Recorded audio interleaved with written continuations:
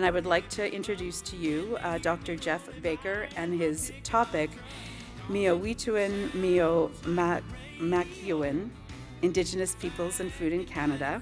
Dr. Baker is a Métis educator and scholar who employs participatory and Indigenous methodologies to explore the transformative possibilities that exist at the intersection of Indigenous and Western scientific ways of knowing. Jeff held the position of chair in Indigenous education at the University of Saskatchewan and worked for the Cree community of mîciwin as a senior policy analyst and Indigenous food sovereignty specialist before joining the Resilience Institute and Education and Knowledge Mobilization Lead. Wow. And I've had the pleasure of knowing Jeff for just a little bit over maybe a year or so, and I'm really happy that you're here. So thank you, and over to you. Hey, tanse kakio, hamatakiape, tanshekiawau. I just greeted you all this morning here in 3 languages from Treaty 6 territory here. That was Cree, Lakota, and Michif, and I'll kind of explain my connection to those communities shortly. First off, I just want to say thank you so much to the organizers for making some space for this presentation in your day today. A little bit of a deviation from strictly organic food and material production, but I think an important conversation, and I really am grateful to have some space to share with you today. Huge debt of gratitude to Marla too for connecting me here and inviting me to share. This presentation actually came out of a blog post that I was asked to write for the Canada Organic Trade Association. That was also through Marla, so I'll share a link to that blog later. But that's kind of where this all came from. I also just wanted to thank all of you in the audience for all of the great work that you do in trying to create healthier ways of producing food and other materials that are healthier for the land and for people. I think we need just more and more of that, so thank you all as well for the work that you do.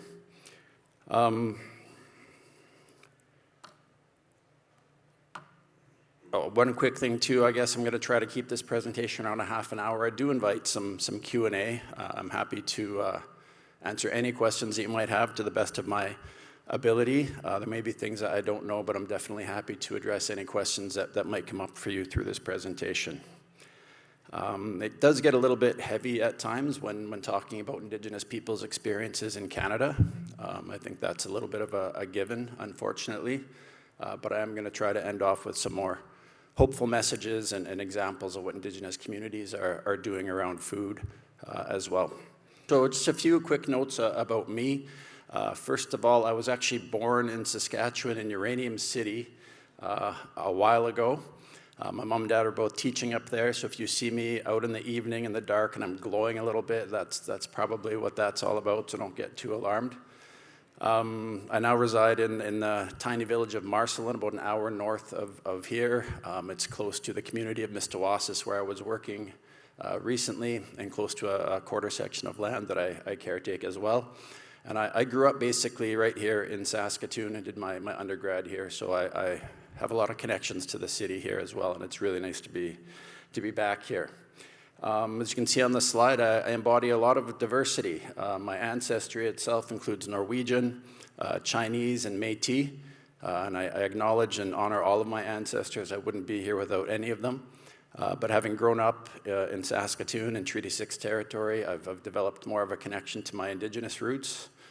I actually identify as Apitagosan, which is a Cree word for Métis people. And what I've been taught is it refers to a Métis person who follows more First Nations ways. So as you see on the slide there as well, I'm also a ceremonial helper. Growing up in Saskatoon, my father was actually Chinese and Métis, but had a very tumultuous childhood. I had no connections to Indigenous culture at all until I went to the Suntec program. Did my undergraduate there. It's an education program for urban Indigenous people. And that was my first time really spending time with other Indigenous people. And it wasn't actually until I started my PhD about 20 years ago, kind of interesting that a doctoral program got me connected to Indigenous ceremonies. And basically through my doctoral research, I met with elders and knowledge keepers and participated in ceremony. And that was a big piece of my learning. So I'm not sharing all of this just to be self-indulgent with you. I just want you to know where I'm coming from based on the discussion that we're about to have. I think it'll be easier. That's one of my principles of teaching. I try to connect with people a bit before I share things. We just have a brief time today, but I'm trying to share what I can with you. I also have some very diverse cultural experiences. I've taught and lived, obviously, in Canada, did an internship in New Zealand, which was really amazing to see the things that Maori people there are doing in the schools. Was something that at the time I wasn't aware of that was even a possibility. It wasn't happening in Canada back then. I lived in England for a little while. I managed a ski and snowboarding shop there. So again, very diverse experiences. Actually got my start professionally at McDonald's on Idlewild back in the day in high school. So done a lot of different things. Also spent some time in Italy working at a ski resort there, taught English in Taiwan for a little while, lived in Turkey for a couple of years, teaching at a high school there too. And those were really, really transformative experiences for me, to be immersed in different cultures, to be able to sit and learn and get to know people. I tried to learn as much language as I could in each place that I stopped, and really helped me realize that we share a lot more in common than we do. That's different. And I think that's an important thing to mention today. It feels like we're becoming increasingly divided, increasingly polarized. And I know there's a session on climate change coming up too, and to me that's one of the largest challenges that we've ever faced collectively. And it's going to take everybody to deal with that. And we're going to have to learn to work together and to respect each other's knowledges and what we bring to the table. And the same is true for Indigenous people right here. And so I want to chat about that a little bit today as well. I have very diverse professional experience too. I told you about McDonald's and retail already, but more recently, I was an assistant professor and chair in Indigenous education at the University of Saskatchewan for about 7-8 years. My research and teaching all focused on helping teachers kind of navigate the intersection of Indigenous and Western scientific ways of knowing, and that those two ways of knowing are both incredibly powerful and important, and while they're different in some ways, there's lots of ways that they can still work together. After that, I shifted gears and went to work for a community, mîciwin. It's just very close to the community where I live in Marshallin. I started off there actually doing land-based education with their high school, eventually shifted into a role as a senior policy analyst with their Child and Family Services organization. They're pursuing Bill C-92, which provides an avenue for Indigenous communities, First Nations, to take control of their own child and family services operations, which up to this point have been handled provincially with not great results. And through that work, we decided to start a food sovereignty program in terms of a way to support our families and our children in the community. Obviously, food is foundational to health, and we don't have access to good food. It's hard to heal.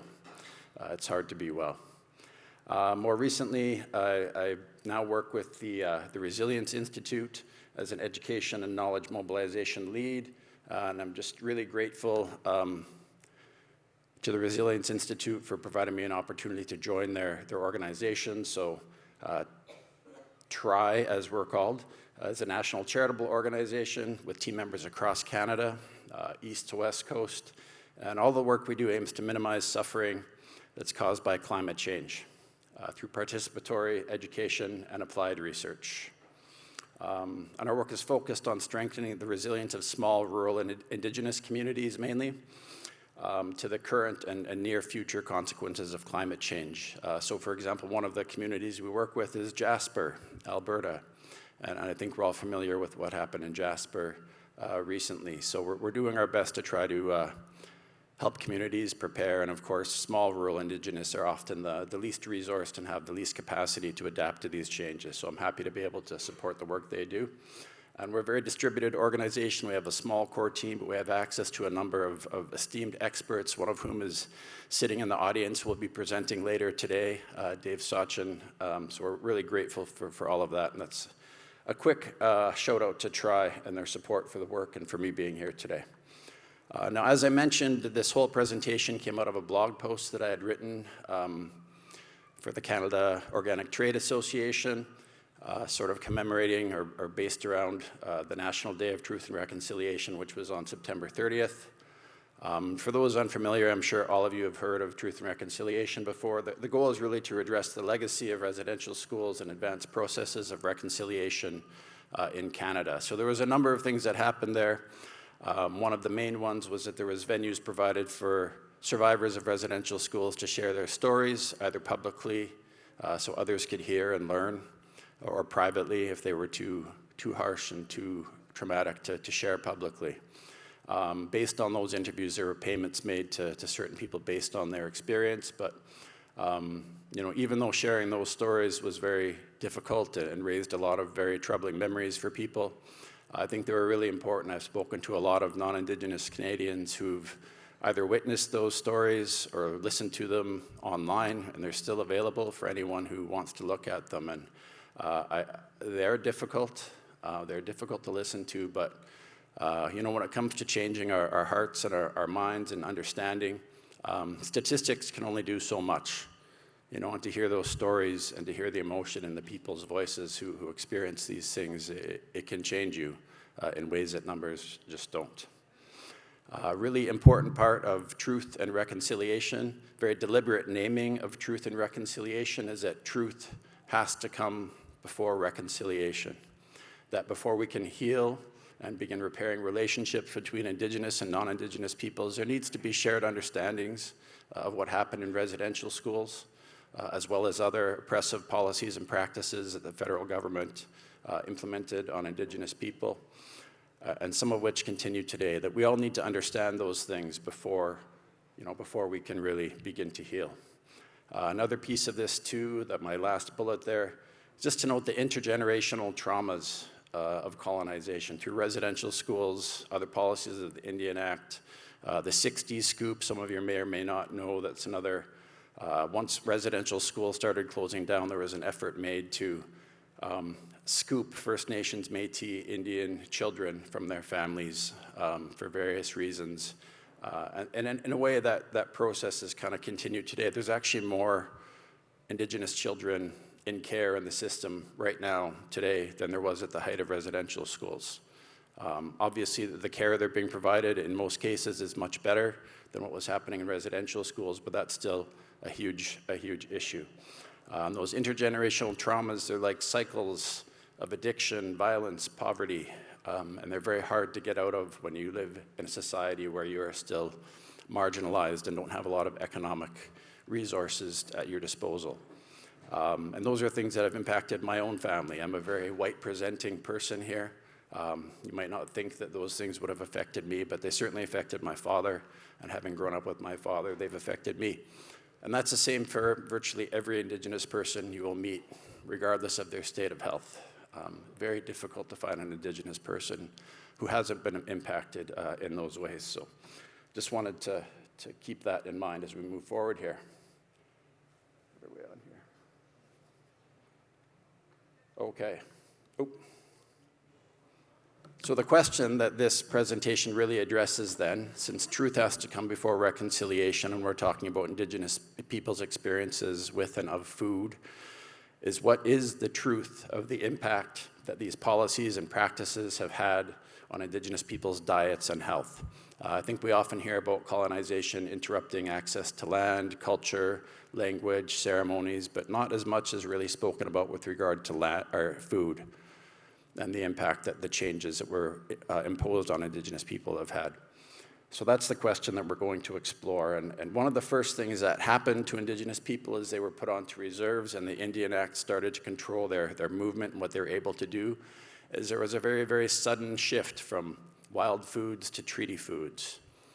So you can imagine living a lifestyle where you're on the land pretty much every day, harvesting plants, berries, nuts, animals, and having absolute expert skill in how to harvest those, how to prepare them, how to store them.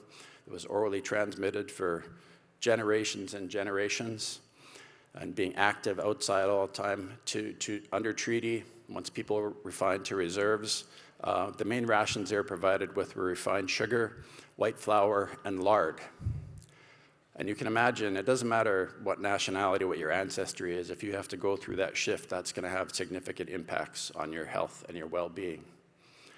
And just as a bit of a side note, that's where bannock came from, right? That's where bannock came from. That's sort of the food that a lot of people think is a traditional Indigenous food.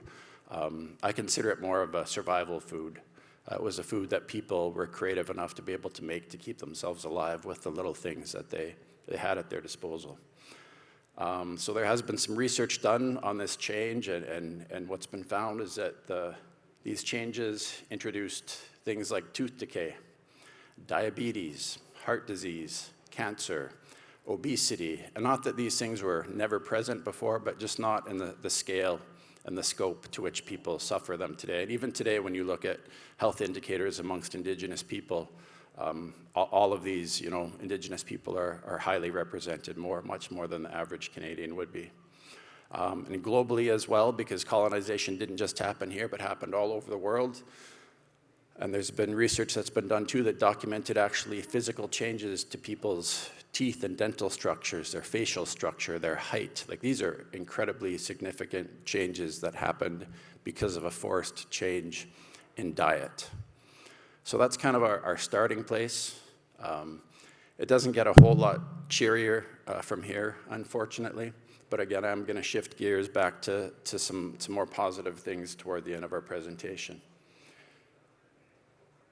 And I do have citations under these too. I'll provide a reference list at the end for anyone who's interested in finding more information on these. The next topic I wanted to address is food and money. I think that's something that's relevant to all of us today as things are becoming more expensive. And for Indigenous people, it's even more problematic because in addition to, changing of the diet, Indigenous people's lives were incredibly controlled, and they had very, very limited economic opportunities. When it comes to food growing, I've heard stories of, some Indigenous farmers were fantastic, knowing the land, knowing how to work the land, knowing what it needed. But as the Indian Act came in, more policies came in that prohibited what people could grow, was controlled what you could sell. I'm not sure if you know what an Indian agent is, but they're basically people that were put in place through the Indian Act that controlled almost every facet of life in a reserve. So for example, Indigenous people could grow crops, but only the Indian agent could tell them if they could sell their crops and what price they could sell them for. Even their own livestock that they kept, they weren't allowed to harvest their own livestock, even to feed their own families, unless the Indian agent gave them permission. And if they went ahead and did these things without permission, they were either fined or thrown in jail. And you can imagine being fined and not having any job or any income, you would just end up in jail anyway. So very, again, harsh and oppressive policies and practices there too. And of course, today, food's just getting more expensive. Gasoline is getting more expensive. For Indigenous people, that can be a huge barrier. I'm sure we're all feeling the pinch ourselves. But for people who've been marginalized in all of these ways, it's an even bigger challenge. And that's especially the case given the location of a lot of Indigenous people in very remote, underserved communities, or even those who live in the city are often in urban areas where there aren't any grocery stores, so you need to get somewhere to get healthy food. Even in the reserve at Mîciwin, nearest grocery store is probably, maybe a 20-minute drive, but the store that's on the reserve doesn't carry any fresh produce, doesn't carry any fresh meats, all processed high-sugar foods, because that's what most people can afford there. And of course, that has significant health impacts as well. The next slide I'm going to show, and this is where things get really dark, and we'll shift gears shortly after this, is kind of the history of malnutrition and starvation that Indigenous people have been subjected to. So I think most people might be familiar with the fact that residential schools provided very inadequate, and it varied from school to school. They were all a bit different. But by and large, it was just whatever people could scrape together. Indigenous people really weren't valued as human beings at this time by a lot of people. So in addition to the inadequate foods at residential schools, starvation was actually used as a manipulation tactic. So James Dashak, in his book, Clearing the Plains, kind of documents that as well. He's a scholar down at the U of R. Very popular book. You can find it at McNally's or anywhere if you're interested. The people were essentially starved to get them off their land. They withheld rations. They made them starve in order to move them off of their land, dispossess them of the land. And then there was also about 10 years ago, it came to light that for about 10 years, between 1942 to 1952, there were 6 reserves that, under the direction of the Department of Indian Affairs, were performing nutrition and starvation experiments on Indigenous kids in residential schools for 10 years. And this is right around the time, too, of World War II and the Nuremberg Code and everything that happened in concentration camps, and still there was no stop to this practice. A lot of children died there, and they would just keep going on. They did nutrition experiments, denying them ability to care for their teeth to see what would happen, if your teeth weren't cared for. I mean, it's pretty tough stuff. So I hate to be the bearer of bad news, but I think that it's important that we all know these realities. We know the truth of the situation, of what has happened. Try another slide here. Okay, so what is the truth of the impact of these policies and practices? Well, it's not been good, obviously. Horrific, tragic, I don't know what adjective you want to give to it.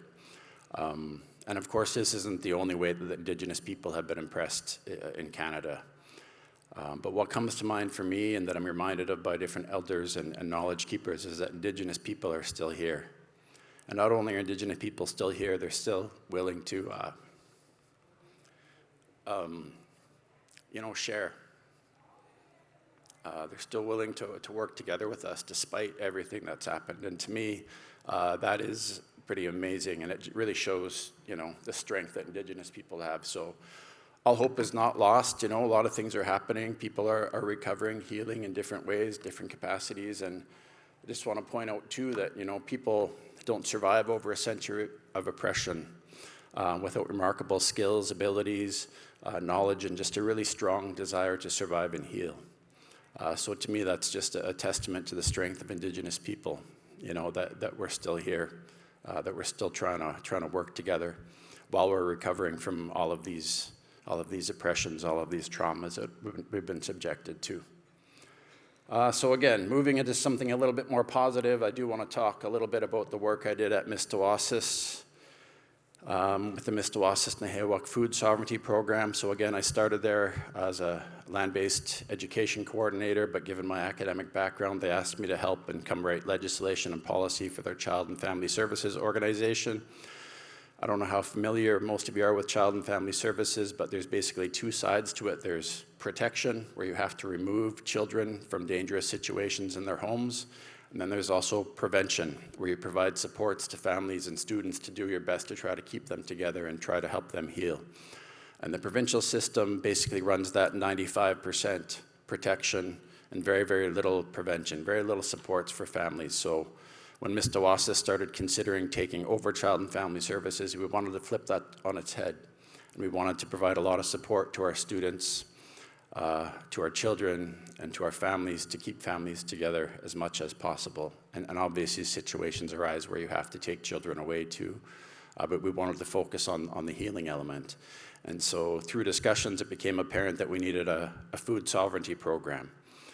We needed a way to provide healthier, whole, nutritious foods for our citizens to help and aid in their own healing. Very, very difficult to heal from traumas when you can't even feed your body the right things it needs to function, right? Just adds another layer of challenge in there. And so we did that. And within a year and a half, we finished up and got operational an existing greenhouse that hadn't been used in the community, worked with partners to establish a demo-sized aquaponics facility where fish and plants grow together, with the opportunity to possibly expand that to an industrial-sized facility for economic development. We also started community gardens, took people out wild harvesting on the land, hunting, fishing, harvesting, trying to reintroduce people to those practices, which some families still did and others did not. We also host a lot of cooking and food preservation classes because those are skills that not a lot of people in the nation have. And there were, some vegetables we'd bring in, people hadn't seen them before, didn't know how to cook them. And so those are really important as well. And obviously the food preservation piece is a key one as well when you're harvesting throughout the year. And obviously those are all skills that Indigenous people here would have had. Not a lot of green things growing for a long period of time here, so trying to bring some of those skills back to the nation. We're also preparing to bring buffalo or bison back to the nation. We actually were successful in a grant to the Indigenous-led Natural Climate Solutions Fund to bring buffalo back, so we're in the middle of a 2-year project preparing for that, which will provide sustenance, again, for the nation, as well as all the things, the hides, the bones, the tools. I've been to a few bison camps recently where, they say nothing was wasted, and it's really true. I've made different tools and knives and things out of buffalo bones, and a lot of amazing skills there. So again, it ties to the culture, it ties to food. There's a lot of benefits to that, and of course, bison being a keystone species too. And one of the reasons we got this grant is as they come back and their patties start occupying the fields, different insects come back, different plants come back, different birds come back. So it actually heals the land, increases biodiversity, sequesters more carbon. So there's a lot of added benefits to projects like that. We also had money for a food forest that's just kind of underway. We actually had a site all surveyed and ready to go and tested, and then Chief and Council decided that was a great spot for them to build their new community center, so we had to kind of revisit our plans there, so that one's on hold a little bit. And all the foods that we produce, they go to our school lunch programs right now. They go to our elders, and they go to our child and family services programs. And we're just getting started, so we're not having huge, abundant crops right now, but we're definitely sharing what we can and slowly building. I think these things certainly do take some time to get off the ground, but there's a lot of other benefits that come that I'll talk about in a little bit, just from bringing people together to grow for food and to learn these skills. So a couple more more positive examples here too. Another one is entitled Bridge to Land, Water, Sky. And that's the very first Indigenous and the only Indigenous-led Living Labs program in the country. Living Labs, some of you may be familiar with. It's all based on linking different groups together to create more innovative ways, agricultural approaches to either sequester carbon in the ground or to reduce emissions. So it's one of Canada's climate change strategies. So in this particular one, we have Mîciwin, Muskeg Lake Cree Nation, the Redberry Lake Biosphere Region. Oh, I missed a D in there, my apologies. Saskatchewan Aboriginal Land Technicians, Agriculture and Ag Food Canada, and the U of S are all partners on that project. So I included a link down there to that for those who are interested in learning more about that. You might have heard of other Living Labs projects. There's quite a few across the prairies. But another unique thing about this particular project that I think is important for us to all consider is that they really identified barriers to Indigenous agriculture, and they also valued Indigenous knowledge, valued the knowledge that the people in the nations bring to the table as well. I think too often we see Indigenous people, Indigenous nations as being oppressed and needing help, and we need to help them, but sometimes we just need to listen. And there's a teaching that goes with that too, Creator. I've heard this from different elders, we have 2 ears, 1 mouth only. So we need to listen a lot more than we speak, and we need to be very careful with our words. So that's another example of a more kind of progressive approach that Indigenous communities have been taking. And I just want to share one more, and there's quite a few across the province and the country. There's more than I know of, certainly. I want to talk a little bit about Muskeg Lake Cree Nation. So there were concerns there that intensive agricultural practices in combination with climate change have resulted in the die-off of a lot of their food, fruit-bearing plants, and again, started to see fewer animals coming into their territory.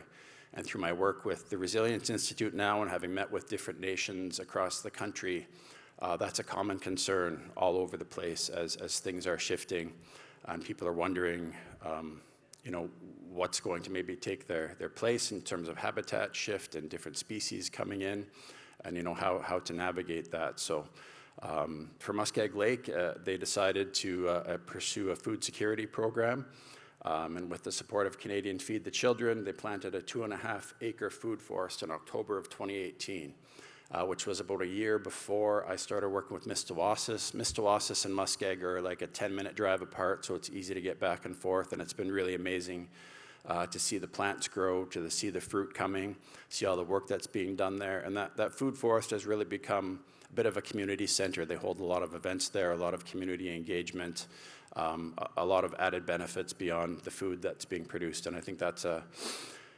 maybe a good segue into our next slide. I need to shout out my friend Steve Wigg too a little bit. He also lives in Marceline. He's actually feeding my cats today because I'm here. He has 2 cats in Marceline too, so we're kind of the crazy cat guys of Marceline, but we really enjoy and appreciate each other's company. And he's done a fantastic job. So they consulted him. He's got a background in permaculture. They consulted him to help with the design of the food forest, and he's since taken over as our climate change manager and food security kind of person. And so I'm really, really proud of the work that he's been doing there. And that program through Canada Feed the Children is now expanded to Atakakoop, Whitefish, Beardies, and Okamesis. I know there's also work happening in Muscadet. Flying Dust First Nation also has an organic garden and market that they've been operating for some time. So there are quite a few different initiatives that are taking place. And, I did want to talk a little bit too. I mentioned some of the additional benefits of doing this work beyond just growing food. So in Indigenous communities, there are more needs, I suppose, than just nutrition, although that's certainly one of them. So job creation and employment is a big one. If you can start these programs, get some funding, start selling, through a market to create some revenue, you can hire people in the community, and often there are not a lot of jobs. So that's a pretty significant benefit for Indigenous communities. Training opportunities go along with that as well. Oftentimes with these projects, there'll be money you can apply for to make sure you have the people to do these, so you can develop capacity skills within your community, develop partnerships with other organizations to help provide some of that expertise. And also even just relationship building between community members and between people in the land as well. So as time has gone on here, and I've heard in Mîciwin too, people lamenting how, 20 years ago, it was pretty common practice for people just to wander from house to house and come in and have coffee and chat and visit and connect that way, and that just doesn't happen anymore. We're all on our little devices and things, and we don't really do those kinds of things as much. So this gives people a chance to connect in a healthy environment, doing something positive for themselves and their families. And as well as that connection to the land, as I mentioned, it's kind of family by family, how much access and practice people get on the land, harvesting and those kinds of things. So this is another way to get people out, and even just being outside, there's lots of health benefits just to being outside, being on the land, being in natural landscapes. So I think that's important as well. And then there's the cultural piece as well, in terms of that cultural and spiritual connection to the land that can start to come back. And through all of that, and since we do a lot of work with traditional plants, traditional medicines, and traditional foods, in addition to more contemporary ones, there's a lot of opportunities for learning cultural teachings. For improving, your own identity as an Indigenous person by learning and starting to understand, the strength and knowledge that your ancestors possessed. I taught for the ITEP program, Indian Teacher Education Program, at the U of S for a number of years. And each year there'd be a fresh crop of First Nation students, ranging in age, but very rarely would they have any idea of the power of the people that they came from, and of the oppressive history and the reasons why things are the way they are today. And so for a young person or even an older person, it's hard to feel good about yourself when you don't know those things. I think that's true for all of us. If we know who we are, we're proud of ourselves, our roots, we can be strong. It's much easier to conduct ourselves day to day. When you don't have those things, it's very difficult, to be well. It's another additional challenge, and there's a lot of research to support that as well. So all of these really, do contribute to holistic healing and wellness for the community beyond just the food that's being produced. So there's a lot of benefits to this work just beyond the food that's being produced. So I'm going to wrap up there shortly here and just end off here with this mîciwin, mâcihowin. Marley, you did a heck of a job trying. That was a very good try. Yeah, and that just translates to good food, good health. And this is the motto we came up with in Mîciwin to kind of lead our food sovereignty work. Very simple, very, very effective, just reminding people of how important the food that we put in our bodies is to our health and well-being. You know, there's I think within Indigenous nations, Indigenous peoples, the divide between food and medicine is really fuzzy. Because a lot of the foods that you would eat traditionally would have medicines in them all the time that you would eat every day. And so you wouldn't get sick because you're eating the foods that your body needs. So that distinction is, you know, something that we're trying to blur again back in Mîciwin and to have people remember to eat healthier foods. So with that, just say, Danaskamun, Palamayelo, Marcy, thank you. I really do appreciate the time to share. I've gone very quickly through things here. I'm sure I've missed a piece or two that maybe we can revisit through some questions and answer, and really do encourage some conversation. I think I realize some of the things I've shared are heavy and might elicit some emotional responses, which I think is incredibly normal and healthy. But I don't want you to stop that from asking. I don't want you to let that stop you from asking any questions that you might have about this, and I do think it's an important topic to chat about. You know, if you have questions and you're shy to come up to the mic and share them, I do have my email address on there as well. Feel free to email me if you would like some more information or chat about this at all. And I have the link to the blog post there too if you want to read the original piece that this came from. Yeah, so with that, I'll maybe show the references here and we'll open things up to some question and answer. I don't see anyone rushing to the mic yet, so don't be shy. It could be anything. It could be asking about my experience working at McDonald's or something to start off, or like whatever you like.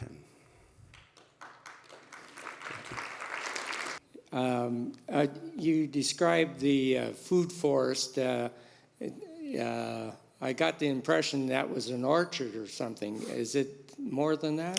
Yeah, I can certainly explain that. Thank you for that question.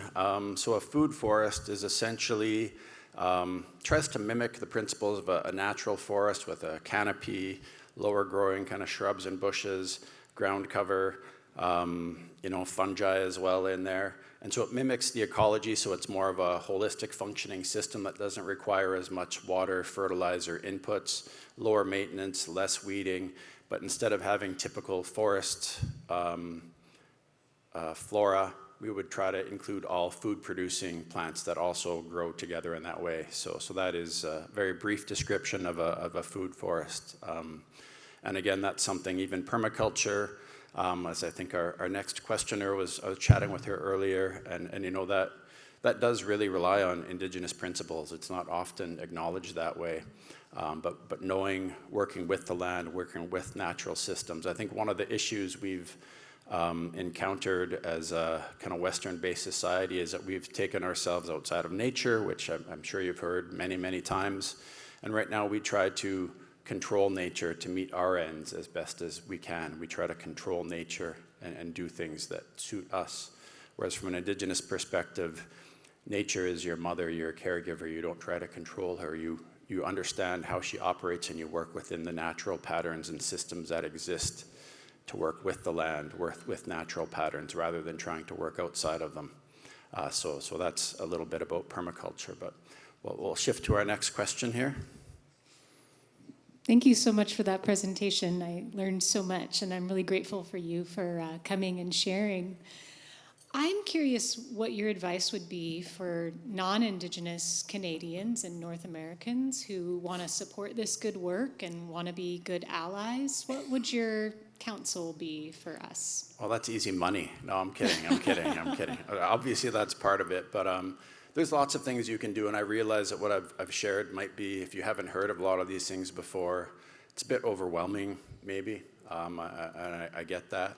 But there are a lot of resources out there for you to educate yourselves to. That's probably a good place to start.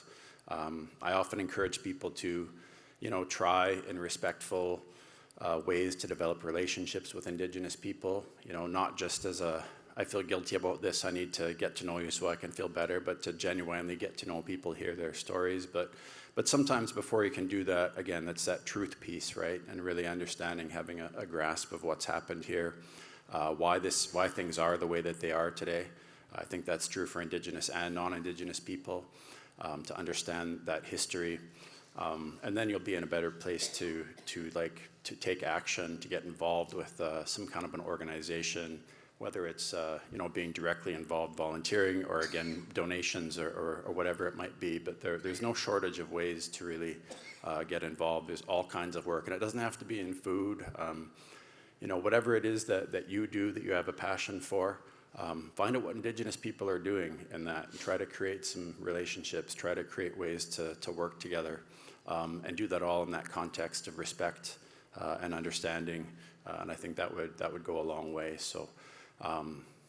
There's lots more we could say on that, but I'll leave it there for now. I'm grateful we have a couple more questions. I thought I was going to stand up here by myself in silence for a little while. So I think, Brandemir, you were up there first, so I'll go with you.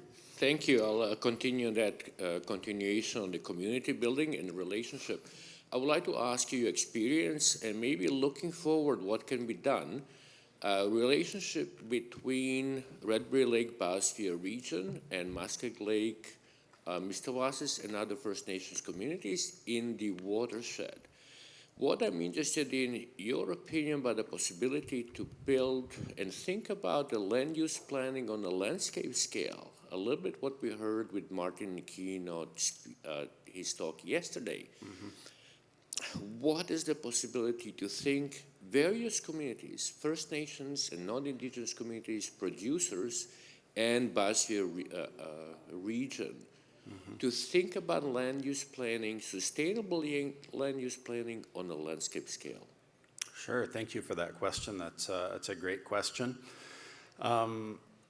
I think the first thing I would say is that when working with Indigenous nations in particular, you kind of have to meet them where they're at. And it's kind of that same thing about listening more than we're talking, and considering the capacity maybe to do some of that work, even the desire. Not that Indigenous nations don't want to contribute to those plans, but oftentimes there are competing priorities, within these nations. So for example, if your community is undergoing a suicide epidemic with its young people, you might not really have the time to look into these things. So I think, Brandemir, that would be a very, very long process. I think, Red Berry, there's a lot of really good relationship building that's been done that's going to help those kinds of larger scale plans move forward. I think, too, it's really important to find a champion within each nation you're going to work for, who's someone who people will listen to and who can take your ideas and things to chief and council. That would be an important piece, too. But again, as you know, it's all in that context of relationship building. I think with a lot of patience and understanding, you can get there. But it's, again, something you have to kind of meet the nations where they're at, and maybe just do bits and pieces as you can to slowly build the momentum. Yeah. Hi. Hi, it's Marion McBride.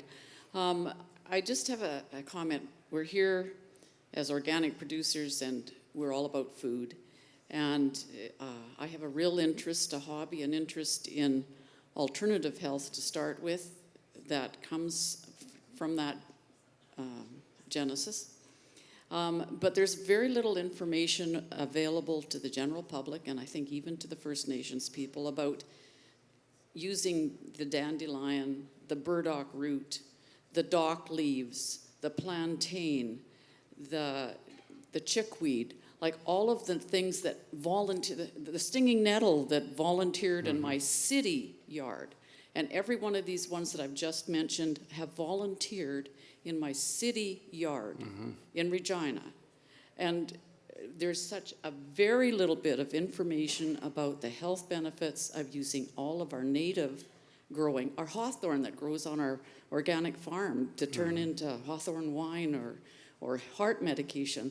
But of the people sitting in this room, I would guarantee that there is probably a very small percentage that understand all of our healthy native growing plants, and of course, we don't want to gather them where it has been chemically sprayed or fertilized. We want it natural, but I think that there's a big service to be provided by looking at what we have. And I'd like you to comment on that. Yeah, certainly, and that's, I'm a little bit of a plant medicine geek, so I'm certainly, with you there. I spent a long time learning to harvest and collect them, kind of years before I started using them regularly, which I have now for a little while, and that's been really, really great. And you're right, I wouldn't really agree there's not a lot of information out there, because when I look, I can find a lot of things, but I don't think there's a lot of awareness maybe that's around of all of these plants that, as you said, just volunteer. A lot of them people consider weeds and just pick them and toss them in the garbage, right? And it's just growing right there for us, right outside our houses. Every spring, every summer, they come up. And it wasn't that long ago, maybe 30, 40 years ago, maybe a little bit longer, that people used those all the time, that people did use those. That was, but now that we have grocery stores and these fancy packages and sugar and everything that makes us want to eat it, like we've kind of forgotten about those things. So I think it takes a lot of education. I'm really grateful for that question, actually, because I think that is, again, there's so many other benefits to beyond just the health benefits of harvesting the medicine to, in terms of just connecting with the land, respecting the land. I always tell my students to, if you see somebody that you like, you want to get to know them, how do you do that? You spend time with them, right? You spend time to get to know people. Same thing with the land. If you want to get to know the land, you spend time on it, whether that's harvesting, going for a walk, hiking, hunting, whatever you might do. So I think there are those benefits as well. And most of my learning, and I do have a collection of different books on Indigenous plant medicines. There's quite a few out there. I'd be happy to share a list with folks at some point. But I also go to a lot of camps where elders and knowledge keepers do share about these things. And again, they're open to everybody. Doesn't matter who you are. And I've been to a lot of them that are run by First Nations people, and it's kind of a mix of Indigenous people, non-Indigenous people of European ancestry, newcomers. Everybody's there to learn, and it's such an open and inviting context. And then you can learn a little bit more about the history too, and some of the spiritual teachings and things, if that's your jam. Not everybody kind of goes that way, but that's certainly part of it from an Indigenous perspective. So, yeah, I wish I had a magic bullet to say this is what we need to do and it's all going to come back. But I think there's a lot of people who are working to do that. I host camps out at my place as well. It's the Gamwatanuk Land-Based Learning Lab. It's just south of Martins Lake. And we host some of those kinds of workshops there as well. And I have other friends across Saskatchewan and across Canada who also do those. And then there are also some kind of herbal medicine, kind of more Western-oriented societies that run training and programs as well. So to me, that's one of those things we just have to build it and kind of keep pushing at it, learning ourselves, inviting our neighbors, letting other people know, until we get that critical mass where it's kind of come back. And I don't remember what happened, but I know that a number of years ago here, there was some legislation that was proposed to really control the use of herbal medicines and those kinds of things. So I'm not sure what happened with that, but if anyone does know what happened there, because that's another concern as well, is that the Western kind of medical system can sometimes jump in and say, well, this isn't safe or it hasn't been tested, and people have been using it for thousands and thousands of years, but to them it hasn't been tested, gone through their tests, so they don't want people using it. So that's another example of kind of that disconnect between Indigenous and Western ways of knowing. So I'm pretty sure I didn't answer your question, but I rambled hopefully meaningfully about it for a little while. So yeah, you're most welcome, for sure. Hi. Hi, thank you so much for your insightful presentation. So Doug and I farm just south of the border in Montana. We are seen as crazy because we tend to grow 19 to 20 things every year, all organically. I've often wondered, what are the other native plants that we could be cultivating that we might have lost? Or kind of following on to the food question, I wasn't actually, the medicine question, I wasn't actually going to get up and ask, I was going to email you, but since that came emerged into the room, I thought I would just find out what else could we be cultivating that needs to be brought back. What were the diets that we have lost the plants along? Sure. Thanks. Yeah. Thank you for that question. I can answer that with a couple of things, and maybe first too, like, not all of the plants that were mentioned previously are native plants. Like plantain, from what I understand, is an introduced species. It actually gained the name white man's footprint because wherever white people, the Europeans, came, that's where the plant would be found and start growing.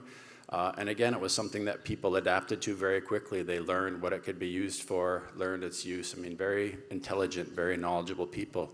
Dandelion as well, from what I understand, is it an introduced species as well? I've heard different things about that one, so I don't want to go too far with that. But that was one that I spent some time out east with the Haudenosaunee and the Tuscarora tribe with the Haudenosaunee in Ontario and Quebec. And they actually adapted to that dandelion because they harvest sturgeon.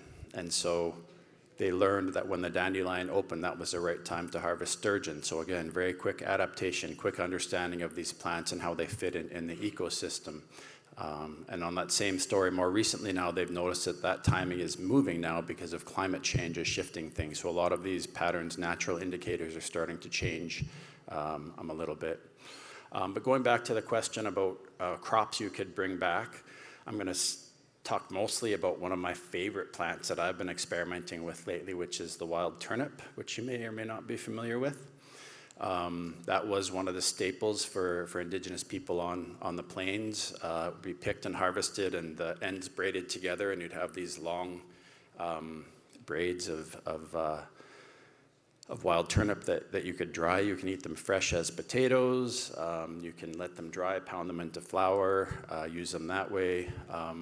And they're also, from what I understand, like one of the big issues with diabetes is a lot of our potatoes and things cause those sugar spikes and can be kind of dangerous. But what I've heard with the wild turnip, which is a traditional food, is that it doesn't cause those spikes either. So it's actually much healthier for diabetics, which unfortunately is a lot of Indigenous folks. So that's one that I would certainly focus on.